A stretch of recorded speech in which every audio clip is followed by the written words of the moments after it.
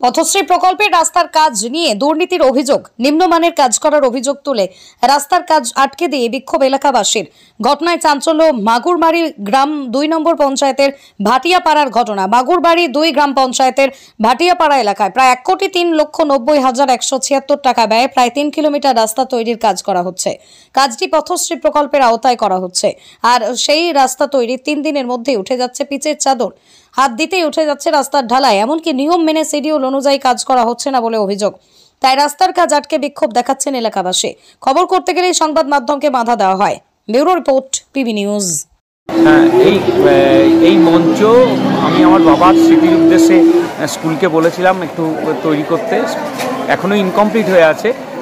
এটা যাতে তাড়াতাড়ি সম্পূর্ণ করা যায় তার জন্য প্রধান শিক্ষিকা এবং সহকারী প্রধান শিক্ষক ও অন্যান্য ম্যানেজিং কমিটির যারা মেম্বার আছেন তাদের সকলকে আমি অনুরোধ করছি এবং যাতে খুব ভালোভাবে হয় এই মঞ্চটা, তার জন্য ওনারা যেন একটু চেষ্টা করেন।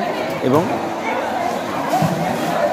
মঞ্চটা আসলে আমাদের একটা মঞ্চের অভাব ছিল, এমনি দরকার ছিল আমাদের 26শে জানুয়ারি 15ই আগস্ট যে সকল প্রোগ্রামগুলো সেগুলো আমরা এই মঞ্চেই করতে চাইছি এবং আমাদের শহীদ বেদিটাও আগামী দিনে এখানে উঠে আসবে, যাতে এখানে একটা সুন্দর প্রোগ্রাম করা যায় এবং এখানে প্রচুর জায়গা ছেলেমেয়েরা বুঝতে পারবে, তার জন্য এই মঞ্চটাকে আমরা বেছে নিয়েছি। এবং সহকারী প্রধান শিক্ষক, আমাদের মাননীয় প্রধান শিক্ষিকা অত্যন্ত দক্ষতার সঙ্গে, অত্যন্ত সতর্কতার সঙ্গে এগুলো সব করছেন। কী নাম? আমার নাম শোভন কুমার কুণ্ডু।